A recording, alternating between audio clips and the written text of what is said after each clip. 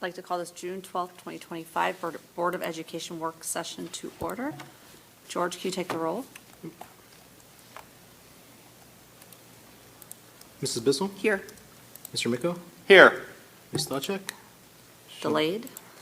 And Mrs. Hausum. Here. 3 present, we have a quorum. If we could all stand for the Pledge of Allegiance. Allegiance to the flag of the United States of America and to the republic for which it stands, one nation, under God, indivisible, with liberty and justice for all.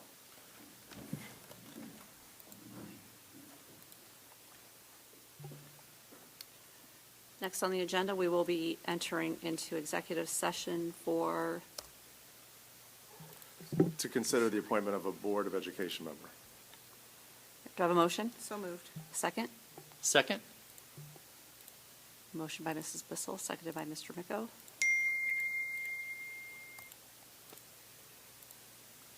George, can you take the roll? Mrs. Bissell? Yes.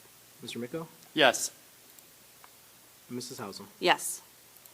We will enter into executive session at 6:28 and return for public session at 7 p.m.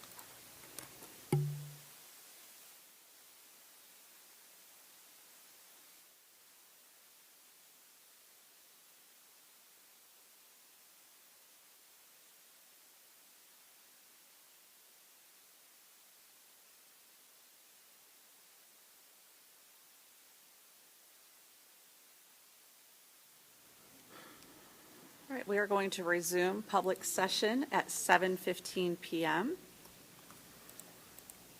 Next on the agenda is a resolution to fill our empty Board of Education seat.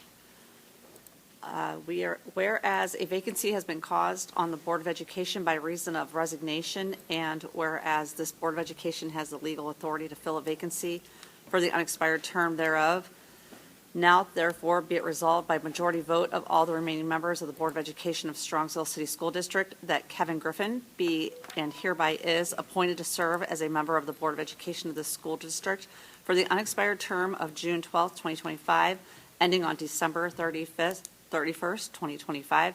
Do I have a motion? So moved. Second? Second. Any questions, comments? Hearing none, George, can you take the roll? Ms. Stachek? Yes. Mrs. Bissell? Yes. Mr. Miko? Yes. And Mrs. Hausum. Yes. Motion carries.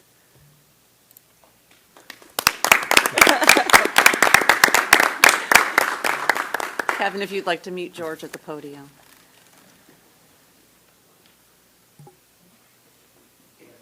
Thank you. Before everyone, we're going to do the oath of office. Mr. Griffin? So raise your right hand and I'll read the oath and then again, say I do. Do you solemnly affirm that you will support the Constitution of the United States and the Constitution of the State of Ohio, and that you will faithfully and impartially discharge your duties as a member of the Board of Education of the Strongsville City School District, Cuyahoga County, Ohio, to the best of your ability and in accordance with the laws now in effect and hereafter to be enacted during your continuous and said office and until your successor is elected and qualified? If so, please say I do. I do. Thank you. Congratulations. All right.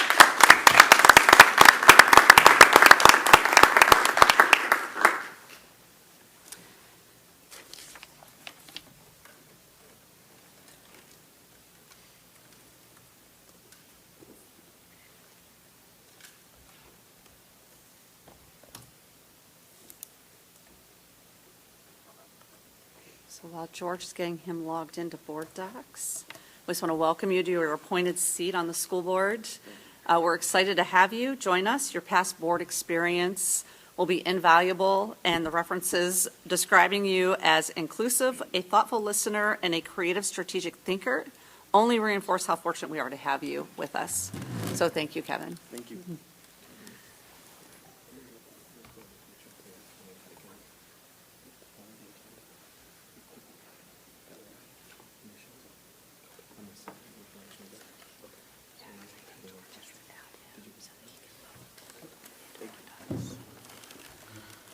George, I know you've got some work you need to do to get him on. Is it okay if I go forward with strategic priorities? Yes, I could do that as we're doing the next Okay, sections. perfect.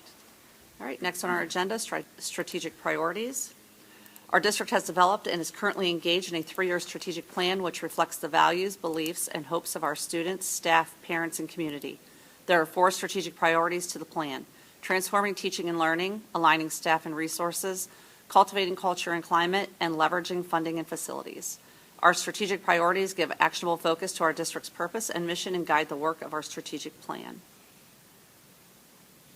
Next on the agenda, I will turn it over to Dr. Ryba for recognitions. Thank you, Mrs. Hausman. We don't have any recognitions for OSBA student achievement, and I'm going to turn it over to Jenny for the other 2 recognitions. Thank you.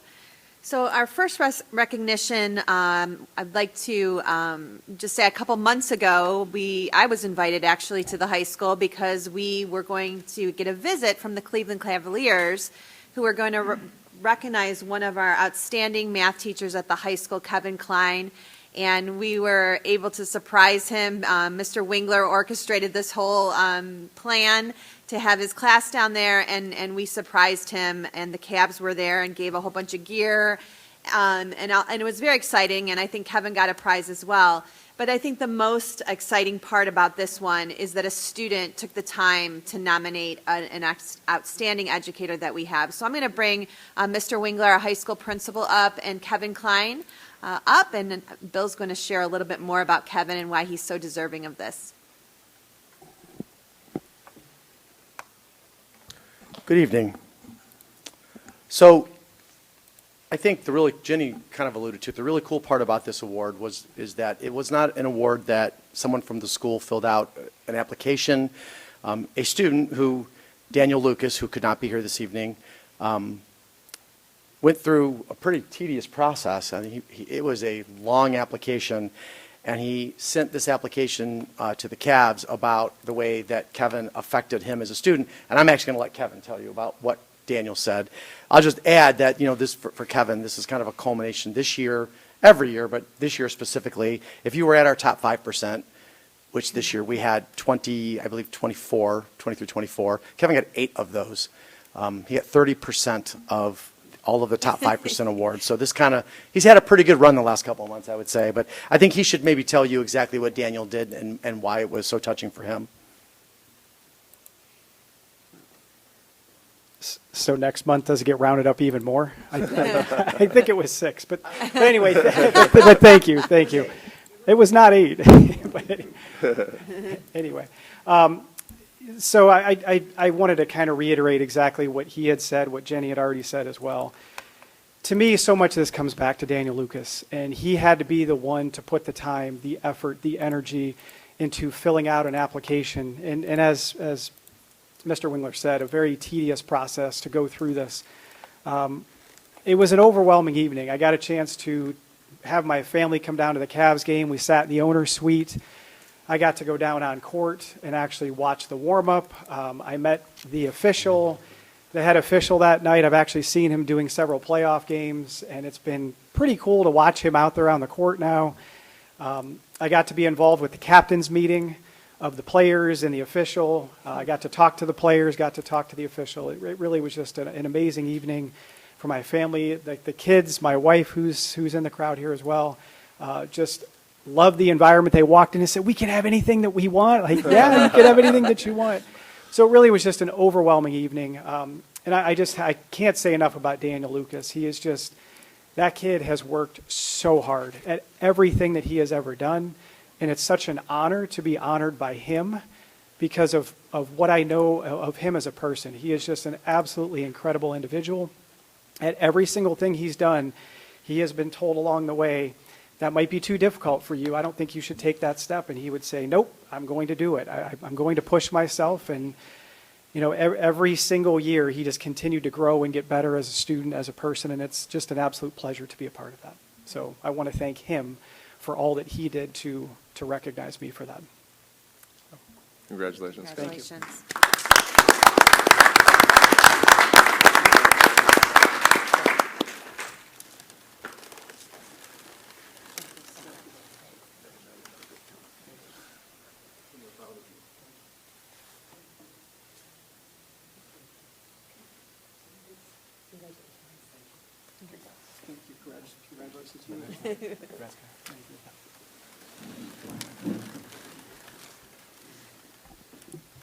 Next, I want to invite Bill Burdick from the Strongsville Knights of Columbus to present our Teacher of the Year award this year. I think we started this, Bill, do you remember how many years? Is it 5 or 6 now? No, it's 8 years. Oh, wow, time flies. The 8th year, actually, next year is going to be the 10-year anniversary of us sitting down and Oh, talking about okay, the well, award. see, the years just blend and go together. Cameron's hairs was darker, and I had. There you go, there you go. Yeah, so every year we have the fortunate partnership that we have with the Knights of Columbus, who sponsor the Teacher of the Year award each year, and we go in and we get to surprise a teacher every year, which is very exciting, and Bill takes his time to come and actually present the award to her. So I'm going to call up Kelly Riblett, who is this year's recipient, and let Bill share all the reasons she was nominated. Well, you know, last year Cameron gave me a hard time because I dated myself as a boomer by quoting Casey Kasem, but this one's a little bit more current, Cameron. You know, a few weeks ago, the world waited for these important words, Habemus Papam, which is, we have a pope. So tonight what we're doing is, well, we're not going to say we have a pope here in Strongsville because he's in Chicago as a resident. Tonight, we as the council are going to say, Magistrum Anni Habemus, which is, we have our Teacher of the Year. Now, if anybody has taken Latin, I'm sorry, I was a Spanish student at Rocky River more than a few years ago, a few decades ago. So, like I said, if I screwed that up, my apologies on that. But on behalf of the Knights of Columbus, Dr. Ryaba, Mrs. Pelko, and all the principals here, Bill, and everything, we want to thank you for this community, the support of this community award. And tonight, as I said, we're here to honor Kelly Riblett as our Teacher of the Year. And as I have my cheaters on so I can actually read what's going on, and this is what was said about Kelly. Kelly has turned herself into a leader in our building. In the past 2 years at the school, she has taken a leadership role in creating pathways and opportunities for all students, not just her kids, okay, but everybody in the school and everything. She started a program that provides students with experience linked to our community, and within the past school year, she has brought in local businesses to help provide interviews for students. She also created a grade level learning pathway that included grade level events that provided students with experience with real life experience in that. And on behalf of the Strongsville Council of the Knights of Columbus, we do want to give you a certificate as well as the plaque that will be hung at the school for you. And on behalf of our organization, we want to say thank you. Because you have to have it from the council. And a certificate from the Board of Education. And no, you will not get red shoes, and no, you will not get a ring. We don't have the funding for that. But on behalf of the council, we want to say thank you and everybody who are involved. Like I said, next year is the 9th year, but the 10th year anniversary of the award coming into effect. So Kelly, thank you for your time, and have a great evening. Thank you.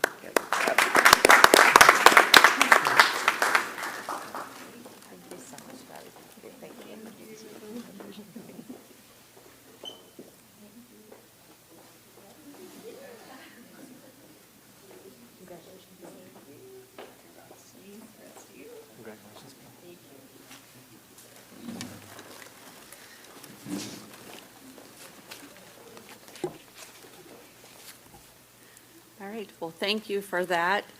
Kelly and Kevin, congratulations again. We appreciate all you guys do for our students, and Kevin, my boys still talk about you, running the halls when they were leaving for states. They said you could teleport. So, again, thanks for all you guys do for the kids. Next on the agenda is public comment. We do have one slip. Jim Adams, if you'd like to come up, state your name and address. And you have approximately 3 minutes. Good evening. Jim Adams, 10756 Waterfall Road. I was here at the March meeting. I talked to Dr. Ripa, and you were going to consult with the treasurer about vouchers. I'd like to know what the outflow from this past school year was that went to vouchers for not just the low-income families, which off the top of my head, I think was 90, but there was over 900 high-income families. So do you have that figure for me? George?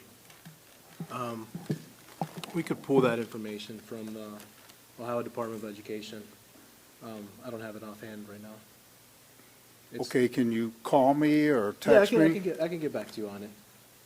Is your information on the, Yeah, okay. and when's the next board meeting? June 30th. June 30th? Okay. Yeah. Thank you. Yeah, Yep. I'll email you. I'll try and get it tomorrow. Okay, I didn't put my email down, but my address is there. The previous March has my email. Okay. Thank you.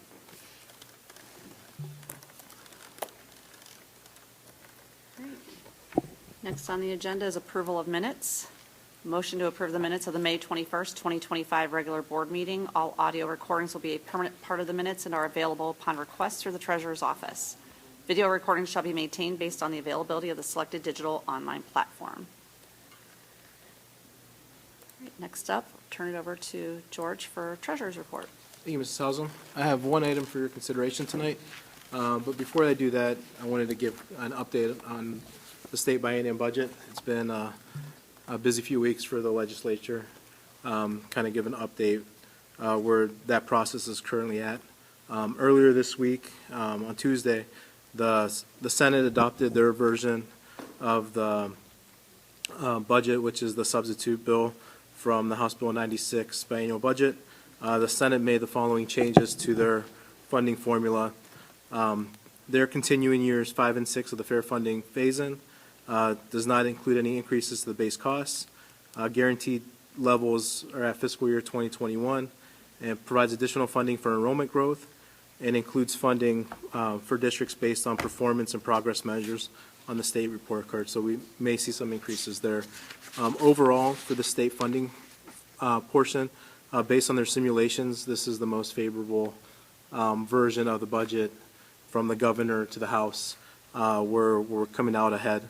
We should see if this is in effect, we should see a $1.2 million increase next year and a $400,000 increase the following year.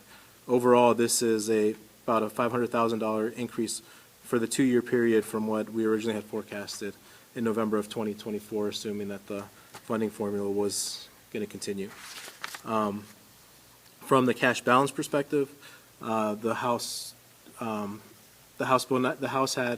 a 30% cap on carryover cash balances. If you had a excess, the county auditor was to reduce your tax rate to get you that 30% cap.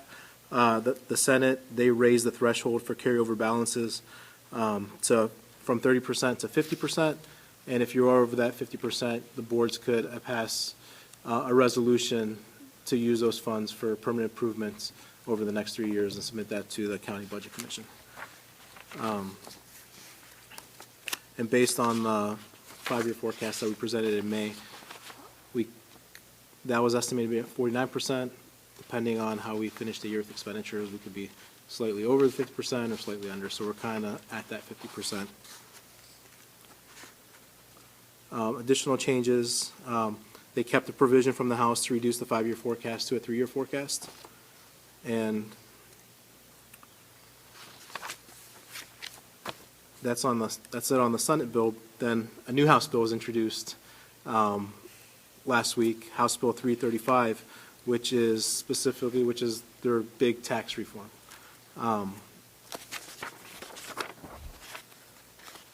The big component with that is they're including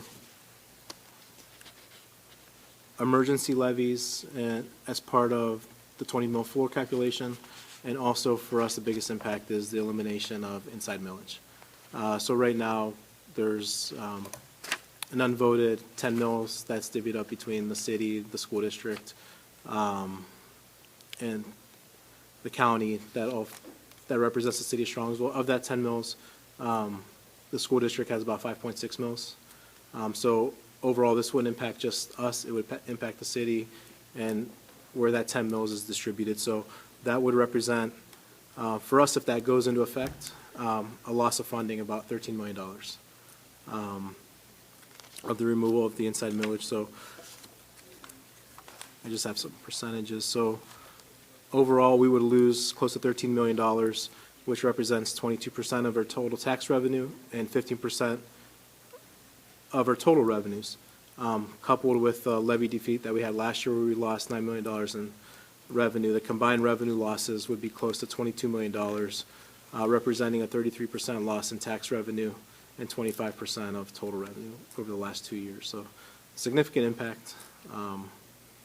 So where they're at now, this was introduced. It hasn't been voted on.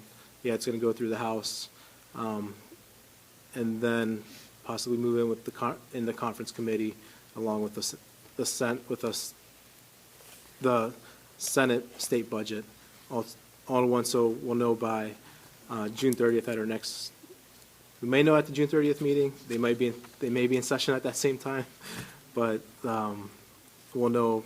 We'll have somewhat of an idea by that time of what's happening over the next 2 weeks. So something to keep our eye on, and we'll continue to update as this progresses.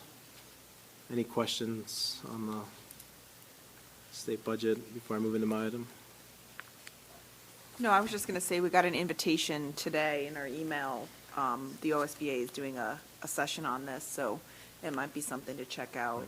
Check your email and look for it. And Kevin, it's noon on Monday, so we can get the details from the attorneys and those that are working down in Columbus with this.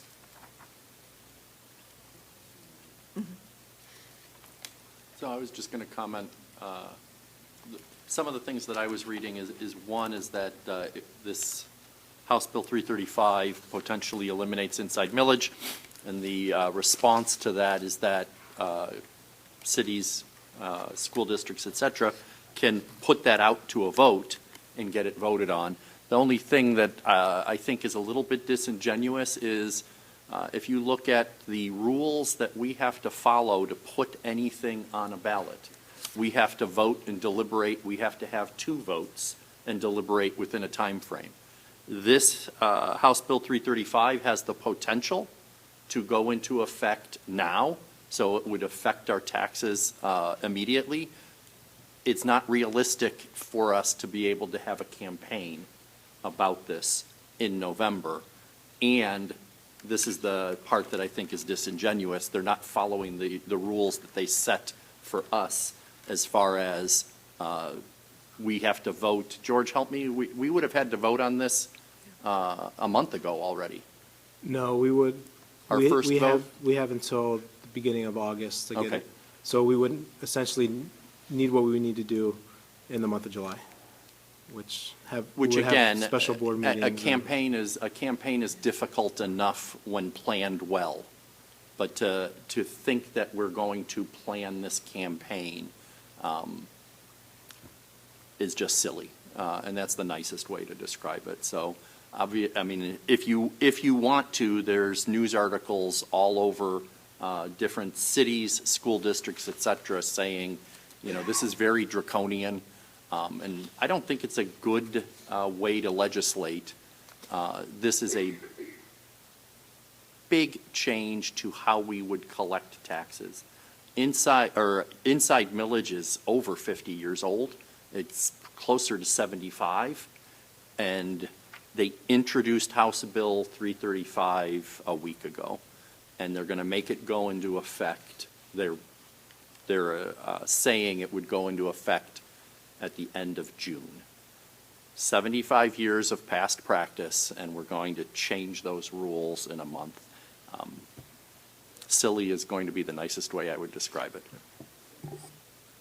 George, I just want to thank you, too, for sending a letter this morning, an email to Representative Patton and Davila, explaining how this will impact our schools in our city. So thanks for doing that. Right. I just want them to be aware of what the impact is.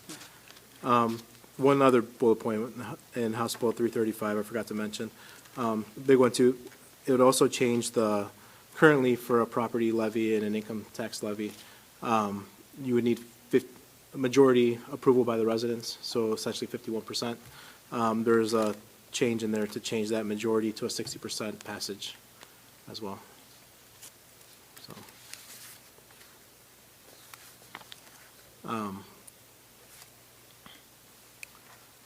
Any questions on that before I move on? All right, so treasurer's report. So I have one item for your consideration. It's an invoice approval after the fact purchase order due to an emergency service. Be it resolved upon the recommendation of the treasurer that in accordance with ORC for after the fact invoices, the board approves the following invoice for payment and the treasurer to be authorized to sign the fiscal certificate. It's the vendor Safe House Environmental, purchase order PO 253562. The PO date was May 19th for $8,590, and the data service was April 9th.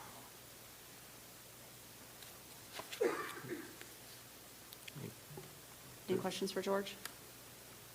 That concludes my report. Thank you. Dr. Ed? Thank you, Ms. Hausum. So the first item is about mobile class units at Sarar. So as the board knows, we have mobile classrooms at 4 of our 5 elementary schools. 2 of them are at Sarar, and they're used for a variety of classroom purposes. Every one of them has gifted math out in the mobile units. Some of them have grade levels. Some of them have support services, Title I, EL services, tutoring, what have you. Sarar is one of the buildings that they do not have space in the building for all of the classrooms that are there. So currently, of their 2 mobile units, which equals 4 classrooms, they have gifted math, a 4th grade classroom, and 2 5th grade classrooms. The concept was that we, as we talked with the board, that there was a direction from the board that we didn't want kids out there all day. And so that gave the 2 5th grade classes that they would be out there for 2 classes. They'd come back in the building for 1. They'd come back in the building for lunch and for art, music, or PE. So they'd have a time in and out of the building. We either have, in most of our grade levels, Sarar has 3 sections of every grade level, I think. So 3 5th grade sections. So one of them was in the building. Muraski, who has going to have 2 5th grade classes out there next year, they have 4. So there's different partnerships between a 3-person team and a 2-person team. What the principal, Ms. Young, at Sarar is asking for is the opportunity to bring 4th grade back into the building next year and put the 3rd, 5th grade classroom out into the mobile unit. So that would put all 5th grade classes in the mobile unit. The students would only come into the building for lunch and their special art, music, PE class. The reason being is they are finding the transition time that it takes as kids switch from ELA to math to science to social studies is negatively impacting instructional time, and they believe that by having all of the students out there, that they can significantly reduce that transition time, and because of that, be able to increase academic focus for the kids. In the mobile units out there, every mobile unit has a door in between, so they are able to switch internally without going outside, but obviously they would have to switch outside for one of the mobile units. Since that was a board discussion and direction that we would not have an entire grade level out in the mobile unit, I needed to bring it back to the board for your discussion and direction. So again, what we're looking to do is to allow the buildings with mobile units that have a need to have classrooms out there, if needed, to have all of the classes out there for 1 grade level to enhance the instructional time of kids being on task. So I'll turn it over to you, Ms. Hausum. Start with discussion questions. Who'd like to start? Why did we originally put 4th grade out there and not the other 3rd, 5th grade? Because we didn't want the kids to be out there the entire day. So they had no classroom time in the building. So 4th grade was the next oldest grade, Right. avoided that issue, and So they'll still come in for lunch. They'll still come in for their encore classes. so they'll be in the building twice a day. Okay. I have a couple of comments, questions. Mhm. One I shared already with Dr. Ryba a couple weeks, so my kids are at Sarar, now one of them, I had 2, I had a 5th grader this year. And in the crazy month of May, I did have a parent stop me outside of Sarar and say, hey, did you hear about the headaches? And I said, you have to tell me more. And she said, my son had an uptick in headaches this year. We suspect it has to do with in some way with the trailer. So at this time, I don't have a definite correlation or even causation that that's what's causing it, but she did say that there were a couple other parents whose children experienced the same thing. So I talked to Dr. Reba earlier this week. I'm going to follow up with that parent and try to get the other names of the other parents that reported it to her and see if there's something there that we need to consider or not. Dr. Reba shared with me, there were no direct complaints about that to the administration at the building, so this was kind of just like a passing parent comment. But it did, as someone who has chronic headaches, it did give me pause, just because I know what that's like. So that is the one thing. I haven't had a chance to check in with that mom yet, but that's on my list for this week to see if there's any important information there. And in our conversation, and speaking with Emily, the principal, she did say one of the things they're looking into is to get sound panels like this that they have had concerns about because of the structure in the walls of the units of being louder in there. So that's what they're going to look at for installing this summer is some sound panels to help with the volume and the echo in the units. I was just going to suggest that if we're looking at headaches at Sarar, I mean, we have trailers everywhere. We need to look at, is there an incidence everywhere versus just localized?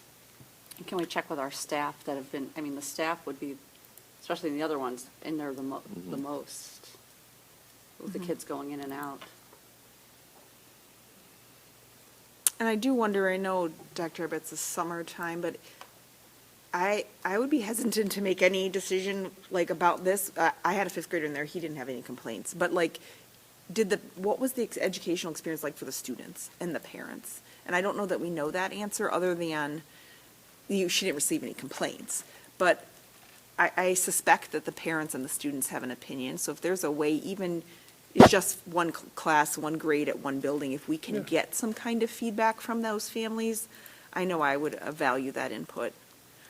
One of the things, if I have your permission to do so, is phrase those survey questions in a way of how can we create a better experience since we don't have the opportunity to change the experience. It changed by moving them inside, right? Mm-hmm. We have space constraints that are not going to change, but if we could look at the phrasing in that way, that would be helpful. And it may be a way to get at were there any health-related concerns too. I can put that together. I have a couple more questions. And this is a general question that is true for any transition, but as we're talking about transition, I'm wondering if there's not value in those transitions. Like, I know that they're longer than we want them to be, but is it inherently bad that the students are walking for a few minutes? So that's just my overall question. Like, I know my kid, I had a fifth grade boy, like he needs those 4 minutes to walk around. So that's the one question I had. The other question I had is if we're going to do this, I mean, we have decent weather in Northeast Ohio anymore for 6 out of the 8.5 months that we are in school. Is there a way that we can make outdoor space more accessible for those classrooms? Is there anything that I know we're already doing construction back there for the parking lot. Is there something we can do that would give them access to outdoor air during that time? Do you have any specific examples? Like, I know this is a huge, but we don't have to go this big, but like Moraski put up a pavilion. So they can run their full class outside on those tables. It doesn't have to be that grand, but is there some kind of, I know we have a couple small picnic tables and I know the teachers do use them, but is there something that we can give access to the students to have time? And the only other thing, I know last year we talked about this and it didn't happen, so I assume there were some barriers we didn't anticipate, but they had talked about moving the other fifth grade class to the side of the building where the trailers are. They were completely on the opposite side of the building. They were, yeah. So I'm wondering, I assume there's a reason we can't There was, I do can't that. recall, but there was a reason, yeah. But moving the fifth grade and those 2 fourth grade classrooms to that wall that abuts the trailers certainly would relieve any transition time that we would have. So those are all things that I would like answers to, I guess, before I reconsider.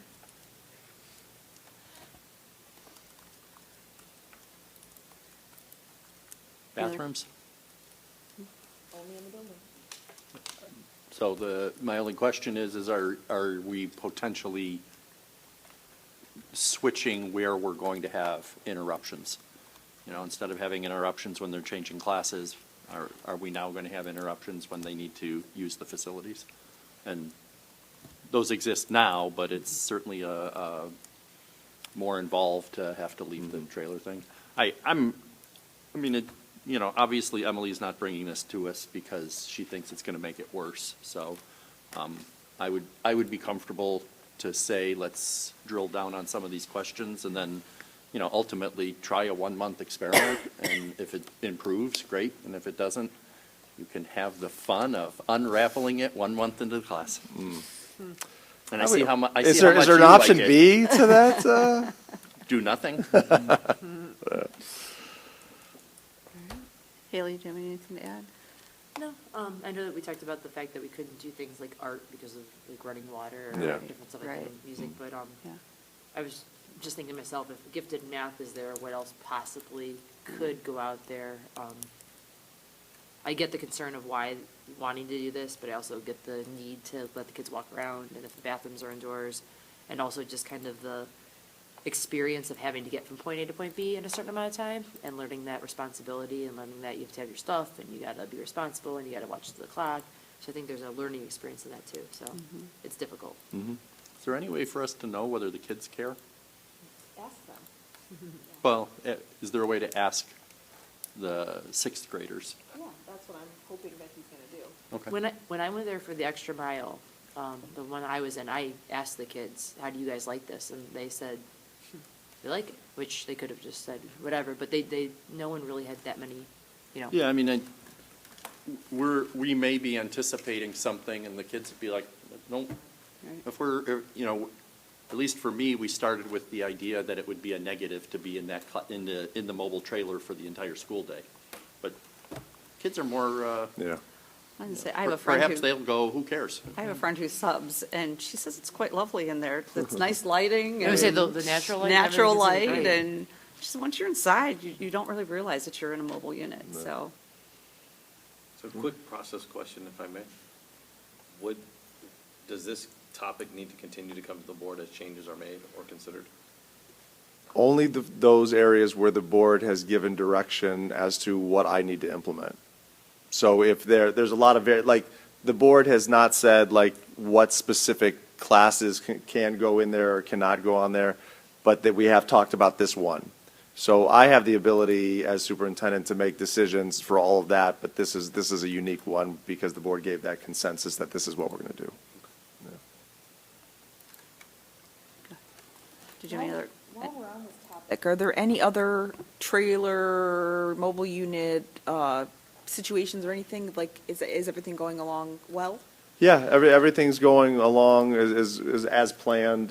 There's been, you know, obviously this fall, it took us a little longer to get things going than was expected. So over the summertime, they've done it with some of the units already, but putting gutters on them so that then they'll put awnings as well. So they're doing some upgrades there, window coverings, things of that nature that they've been going around. So it's more enhancements to the mobile units and the ability of students to traverse in and out and staff and address the elements. So that's that piece of it. So, but no, pretty, as Laura said, it's just another classroom. Not the most aesthetic classroom that's out there, but it's another classroom for us. I think that the last point that I would make is we are not reducing our need for the mobile units. We haven't added any, but I think it's important. This has been a topic for the last 2 years. It's important to note that we have the mobile units because we no longer have enough accessible and adequate space in the buildings, and that still continues to be a need, and a pressing need that we have at our elementary levels. So I will go through all of the items the board's shared and then loop back, and hopefully we can loop back at the June 30th meeting and get some direction at that time. Great. Moving on, I'm going to turn it over to Jenny to kind of share the update from the supplementals committee this year, and you have a link to slides that are in your board docs. Thank you. So In an effort to, a handful of years ago, we cleaned up all of the supplementals that we had in the teachers' negotiated agreement. And out of that resulted in a committee that would meet yearly to discuss the proposal of any new supplementals or anything, just to kind of look at it again, just so they don't get so antiquated as they did before. So this year, the committee has 2 supplementals for your consideration. One is National Science Honor Society.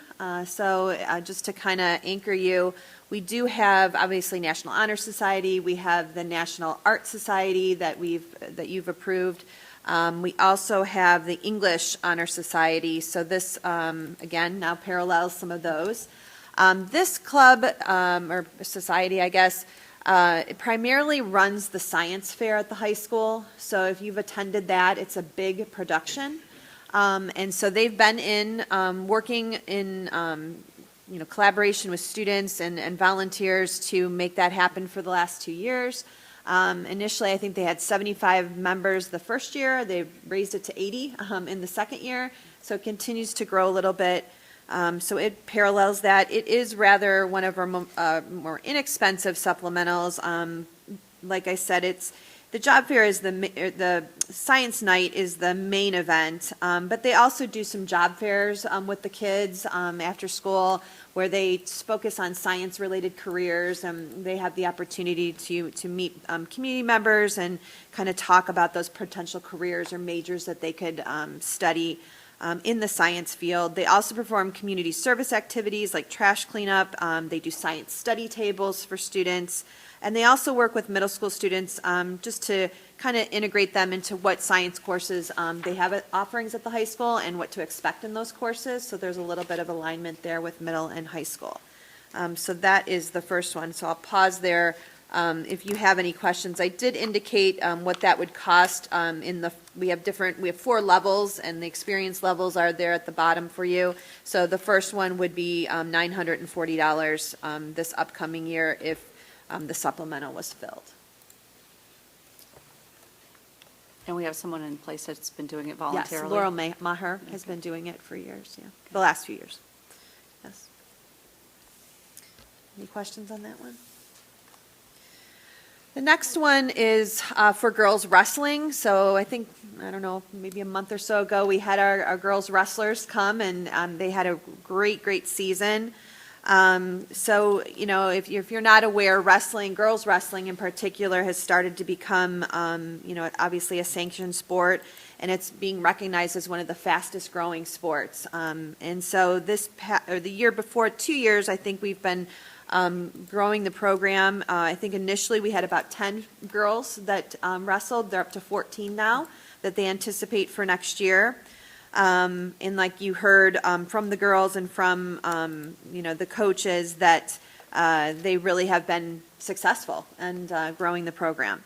And so with that, the other part of this one is we always look at our Title IX proportionality, which is very important whenever we look at adding boys or girls sports. And so currently, the ratio that we have right now is we have 12 boys sports and 11 girls sports.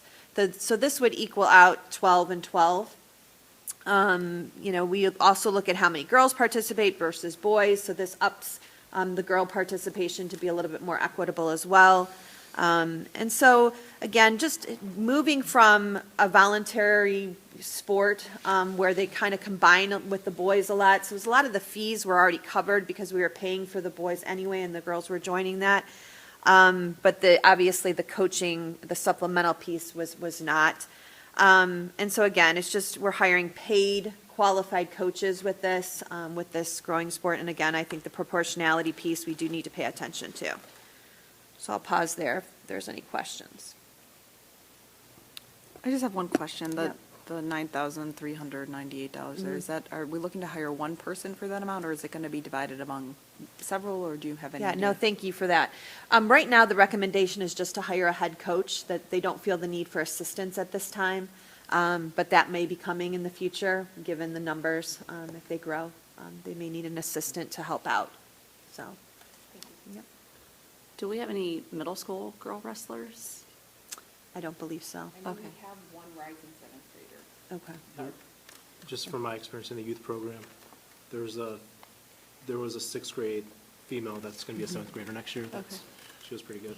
We've always had the opportunity, and always had female wrestlers. Wrestling is the one sport where before this, they all participated on one team. Yeah. Title IX accounted for both, girls and boys. So middle school females will still have the opportunity to wrestle, but be a part of a combined team, where this would have separate female team, male team. And there's more at the younger levels too. Yeah, that's awesome. There you go. So I would equate it to lacrosse. Yeah. Right, lacrosse years ago, 10, 11 years ago, we started with just a varsity sport. Then we added a JV program. Now, we haven't added a middle school program because there's not other middle school lacrosse teams to play. And so that's one of the things you look at is what is the opportunity within our league or within the area to compete in games. So, that's one of the things, as George said, if you see a trend in this area of the city, that girls wrestling is going to the middle school level, then that's something we would consider. As the board considers this, a few things to just keep in mind. First of all, based on our teacher's contract, we have a lot of supplemental contracts in there, and one of the phrases that's in there is that the board determines which contracts will be offered on an annual basis. So by saying yes to this does not mean that we offer it every year, but it's obviously our intent to offer it. We do have a couple that the board approved as a part of the contract agreement a couple years ago that are not being implemented just because of student interest or things of that nature. Jenny, do you know off the top of your head? Yeah, I know. We really haven't offered Model UN yet. That was one we paused on. We really haven't had an interest right now. And then mock trial is another one that we posted, but we didn't have anybody to do that one. So that's probably another one that's not going to be offered this upcoming year. So those are two that, out of all of them, that won't be. And so at this point, what we ask the board is for consensus on if you are agreeable to add these as supplemental contracts. That then necessitates a MOU between the district and the union that the board would approve. And then ultimately, your approval of these supplementals would be after we post them and find a person, and then it's on the agenda as a recommendation for Laurel Maher as the National Honor Society, Science Honor Society supplemental. So that would be the process. So tonight is a consensus and direction of whether the board is good with adding these as supplemental contracts, and then that process would go into place. Questions, comments? What are our deadlines? When is it too late to make the decision? I think for the science, we have a little time, but in terms of wrestling, right now is the time where we're hiring for those winter supplementals to get the program going, communications, summer activities, and training. So that one's a little bit more of the essence. So that one, I would like to get posted as soon as possible. The thing that I want to think through is we, at a previous board meeting, we deviated from our published plan to institute cuts. And we said we were going to push that off for a year, but we were going to freeze on hiring. And I need to think through whether this is something that we say was included or not. That's where I'm at.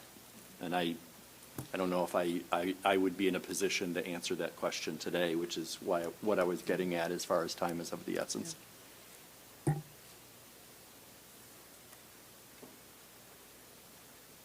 Yeah, I mean, that was the one thing I was thinking about too, is where this is not the first time we've had something come up.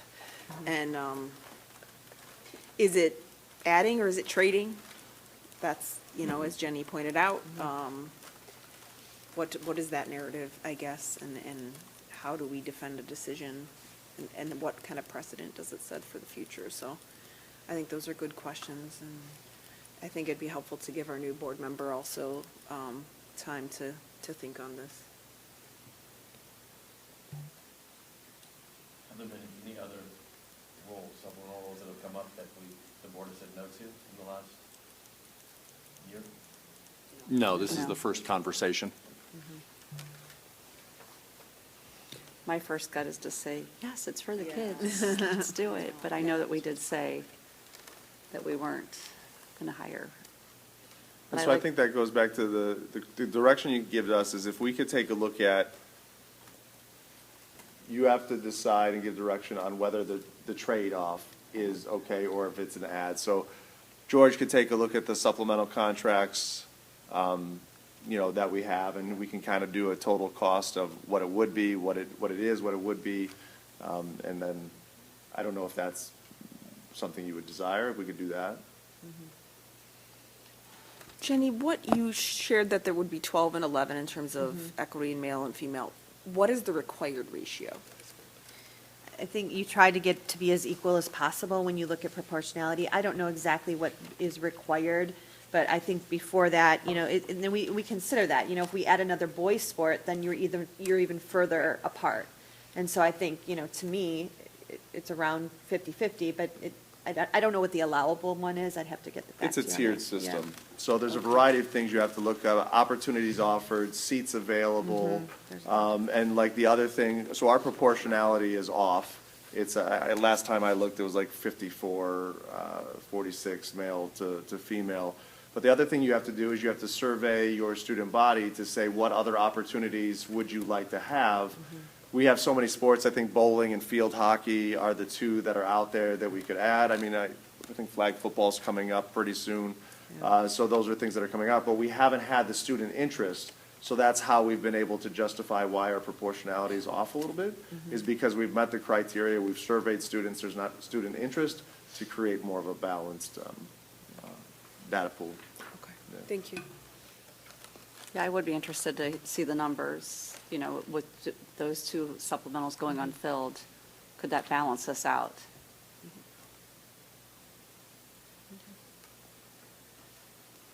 We can have that by the next meeting. All right, thank you. Moving on to, let's see where we're at. Business services. So be it resolved upon my recommendation that we rescind an item. So this item, if you remember, the board previously approved addressing our speaker issues at Packatan Stadium. The way the contract was created did not meet our needs, meaning we were going to purchase the speakers, and then the contract was to have this company install the speakers.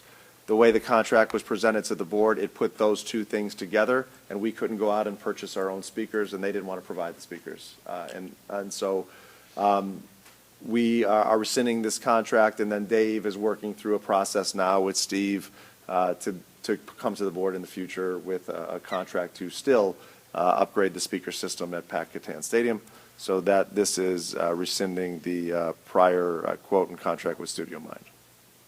Any questions on this? Under curriculum, we've got a couple textbook adoptions. The first one is a 6-year digital and textbook license for AP American Government. It's been recommended by the professional staff and reviewed by members of the community for a 6-year total cost of $17,940. The second one is for AP European History. Again, a 6-year digital and textbook license for that coursework. The 6-year total is $5,047.57. And again, this was thoroughly reviewed by staff and community members. Now we have a series of trips under 3. Most of these are summer camps.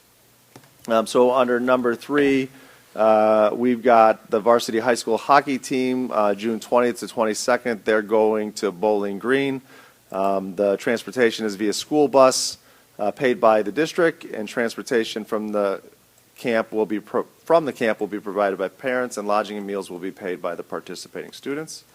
Under 4, this is our freshman, JV, and varsity football teams. They'll be going to Ohio Northern July 21st to 23rd.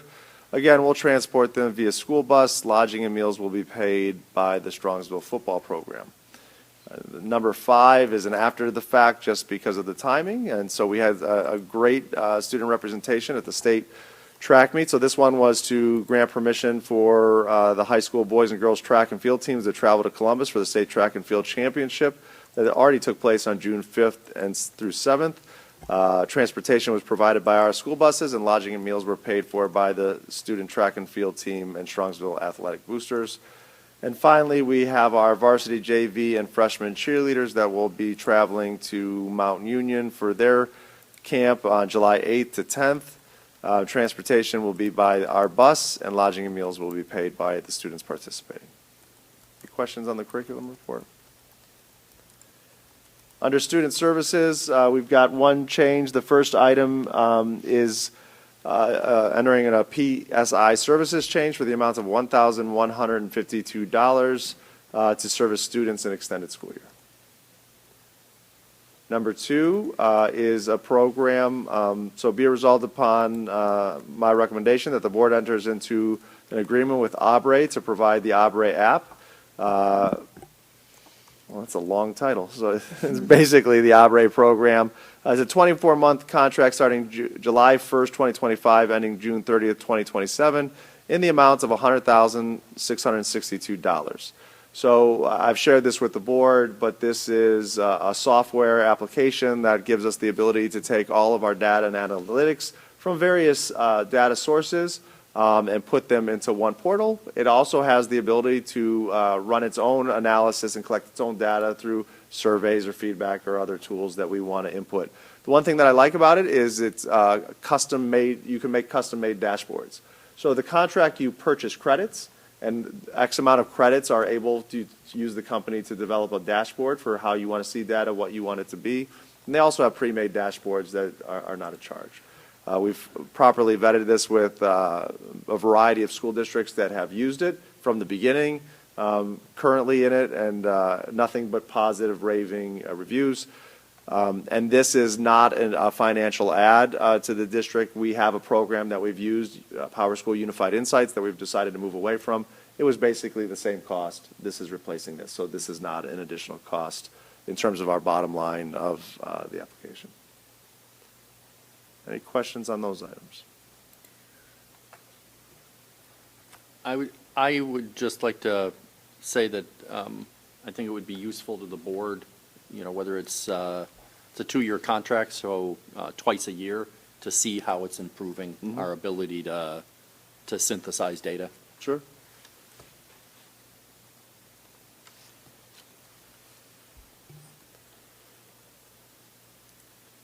All right, moving on to human resources. Under item 1, we have the abolishment of non-certificated staff.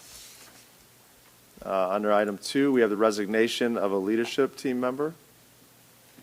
I'm going to go back and say something.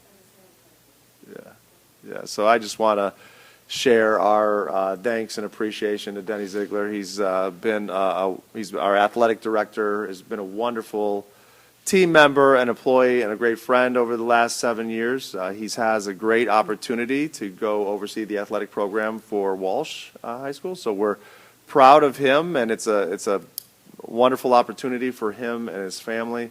But he has done tremendous work for us as a school district, and we wish him well. Question? I have a question about item 1. Okay, yes.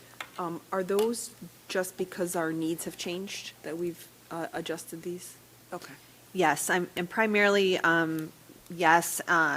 Some of these positions, like, for example, the monitor at the high school, we struggled filling that anyway all year, and we basically, it's again like a rearrangement of people now that they're retiring. We've kind of taken that opportunity to arrange some of these positions as well to serve the needs that they currently have now. Okay. So, yeah. All right, thank you.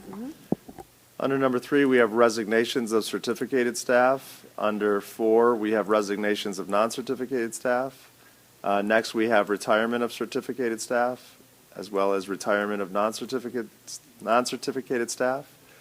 We do have the appointment of 2 new leadership team members. So as you know, Curtis Washington, our supervisor of transportation, took another job earlier in this year. So we are thrilled to welcome Monica Baker as our new supervisor of transportation. She's had an illustrious career at Berea.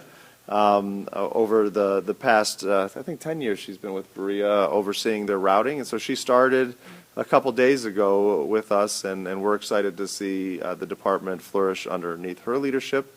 And as we talked about Denny departing for a new opportunity, A handful of years ago, the board was gracious enough to allow us to hire an assistant athletic director. Part of it is just the initial additional support and needs of the athletic program and leadership there, but as well as to have a nice succession plan. So it has worked out perfectly. Jason is a phenomenal leader in our district. He took off for vacation today with his family, so he's going to come back later on, and we'll sing his praises when we get to officially introduce him. But he is taking over as our athletic director officially August 1st, but as you can see, there's some transition time in there for him as well. Next, we have appointments of certificated staff and appointments of non-certificated staff. Cameron, can I just interrupt for 1 Please, second? yeah. We have one of our appointments for certificated staff here. Larissa Elliott is our new mild moderate intervention specialist at Strongsville High School. So we're thrilled that you stayed this whole time and got to experience Strongsville already. And just thanks for being here and congratulations to you. Congratulations. Under 10, we have appointments of certificated substitutes and then appointments of non-certificated substitutes. Under 12, we have appointments of extended school year for this summer for the staff that makes that happen. Dr. Arbo, can I interrupt you for a minute? So for that one, Would anybody else like to do this report? and for the next one, Okay. where it says general fund, it should be Fund 516 IDA Part B for the ESY. Are you going to update those? I just wanted to call it out before I Okay. did, so I'll update it. So the 014 internal service rotary is still good? For the items that will be there, yes. Okay. All right, so that No. fund will change from general fund to the IDEA I fund? didn't see the bus drivers at the end. So general fund will stay for the bus drivers. The intervention specialists and the aides will be from IDEA Part B. Okay. And the internal rotary fund? For 12, that's going to change the IDA. Okay. So let me change that one. Do you want me to just pause while you do that, Yeah. George? Let's do one at a time. Yeah. Apologize. That's fine.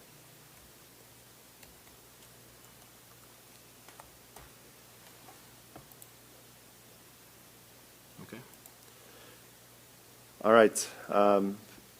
13 is appointments of summer learning. So those are our ESYs for our students with disabilities. Summer learning is for our secondary advancement and credit recovery programs as well as summer instrumental programs. Does that one need to be changed at all, George? General fund's going to come out. It's just the 014. Okay. Item 14 is appointments of Insight for the Insight Summer Program. So this is a ESY program off-site that we need to provide transportation for. Is that one good, George? Mm-hmm. Okay. And then we have very similarly appointments for drivers and aides for the Kids Link Summer Program. 16, we have appointments of certificated supplemental contracts as well as appointments for certificated supplemental contracts extended time. I apologize, the 16 was for additional time. So in the SEA contract, we have additional time is considered for, as you could see, those four positions that their job requires them to work outside of normal contracted hours, so they have some additional time that's built into their contract. Extended time is just additional days. So these days are at the end and beginning of the school years in the summertime before all of our other staff comes back. 18 is additional time for a leadership staff member. As I shared, Curtis Washington resigned earlier. Kathy Starrick had to take over some of those duties, and so we need to pay her at the supervisor rate for those hours in which she took over those duties that were supervisory duties. Number 19 is additional time for non-certificated staff. 20 is contract recommendations for non-certificated staff. 21 is security services, the Strongsville Police Department. So this provides our rotating officers throughout the elementary buildings and preschools, pay for them. Number 22 is for our EMIS technology coordinator. This would be used. Teresa Williamson is a recent retiree. Chris Brown, if we need any consulting services from her, this designates her rate. We have 2 webmasters that help us out, and this is for stipends for those positions. 24, we have leave of absence for certificated and leave of absence for non-certificated. And then under 26, we have unpaid leaves of absence certificated. And then finally on 27, we have volunteers and chaperones. Finally, under technology, we have 2 items for your consideration. The first is a revision to the June 13th agenda. The term of the agreement is 3 years at a cost of $2,545 per month for 36 months, which equates to $30,540 a year. And the current contract is effective through August 31st, 2027. There was a box that was mischecked on the contract that said a 1 year when it was supposed to be a 3 year. So that's all this is doing, is it's revising it to remove that checkbox, but it's basically what you approved before. Next item is be resolved upon my recommendation that the Board of Education approves the purchase of a MS server license for Windows servers, as you can see there, for a total cost not to exceed $13,900. So this is updates to our VMware Windows Server license for our servers. And if you think I know what that means, I just read it off a slide Dave gave me. You gonna question it? Okay. I'm not going to embarrass our superintendent. Thank you, I appreciate it. That concludes my report, unless there's questions. Any questions? All right, thank you. Next on the agenda is consent calendar, adoption of consent calendar. Action by the Board of Education, adoption of consent calendar at this point of the agenda means that all items appearing in this agenda denoted as type-action consent, which items constitute the consent calendar, are adopted by one single motion unless a member of the board or the superintendent requests that such items be removed from the consent calendar or voted upon separately. Do I have a motion? So moved. Second? I need to remove something before you do that. Oh, I was going to ask that. Do we- Can we do it after, or do we have to do it before? Do it before. Do it before? Okay, sorry. I need to remove item M27, please. My husband is listed as a volunteer. Oh, good catch. He's going to be going to Washington DC, so I'm sure that'll be a lot of fun, but just so that I don't vote on my own family's items.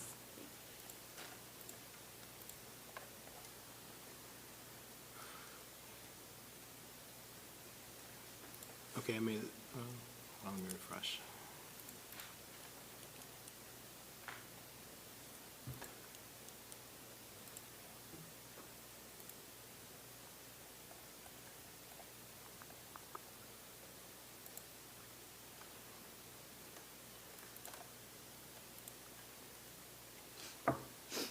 Okay, I made the change. Okay. Or to remove it from the consent. After the consent, we'd have to go back to that item and vote on it. Okay, great. Any others to be removed? Do I have a motion? So moved. Second? Second. Motion by Ms. Stavcek, second by Mrs. Bissell. Can you take the roll? Ms. Stavcek? Yes. Mrs. Bissell? Yes. Mr. Miko? Yes. Mrs. Hausum? Yes. Mr. Griffin? Yes. Motion passes. His first official vote. Did I do all right?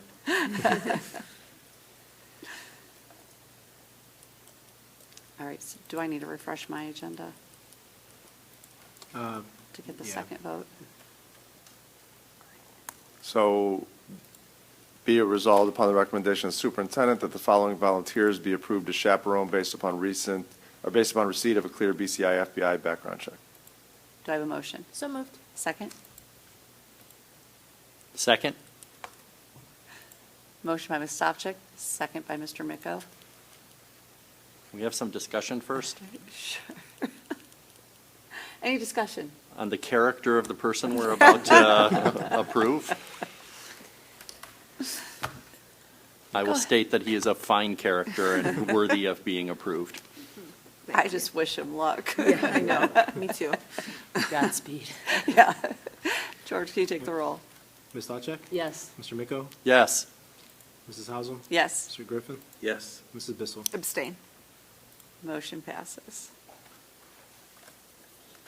Next on the agenda, we have first and second reading of bylaws and policies. If you have any questions, please reach out to Michelle or Haley, and Kevin, we will get you copies of that for your reading pleasure. Thank you.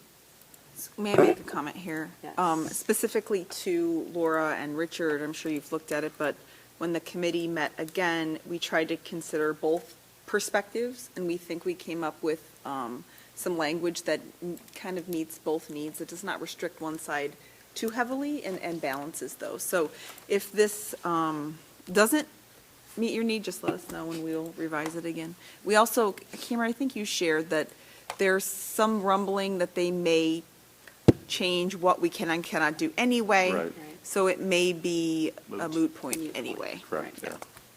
Well, thank you. I appreciate you guys doing that.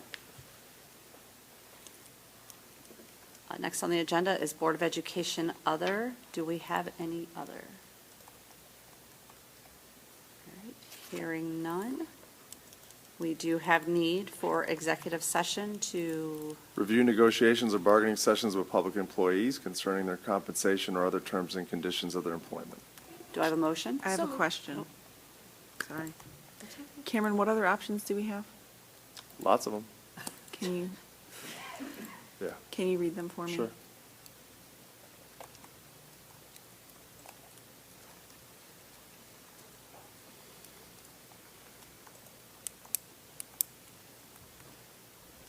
To consider the appointment of a public employee or official, to consider the employment, I'm sorry, they're all very similar. To consider the appointment, employment, dismissal, discipline, promotion, demotion, compensation of a public employee or official.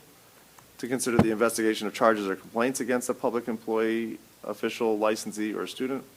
To consider the purchase of property for public purposes. To consider the sale of property at competitive bidding. To confer with an attorney. All the negotiations, one to prepare, conduct, review. To consider matters required to be kept confidential by law or regulations. To discuss details relative to security arrangements. And to discuss confidential information related to an application for economic development assistance. Can you add the first one that you read, please? Sure. The appointment, Is the evaluation under there as well? Is that employment, the second? yeah. Evaluation. Okay. Thank you.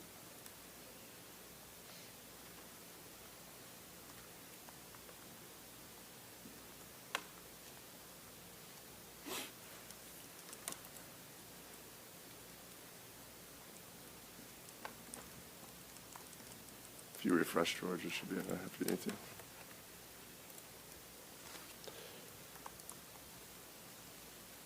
As well as to consider the employment of a public employee or official.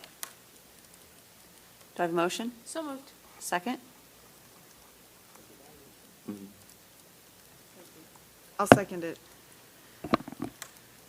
Motion by Ms. Stavcek, second by Mrs. Bissell.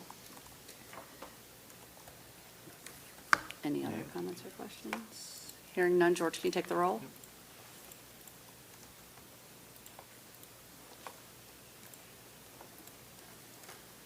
Ms. Stavcek? Yes.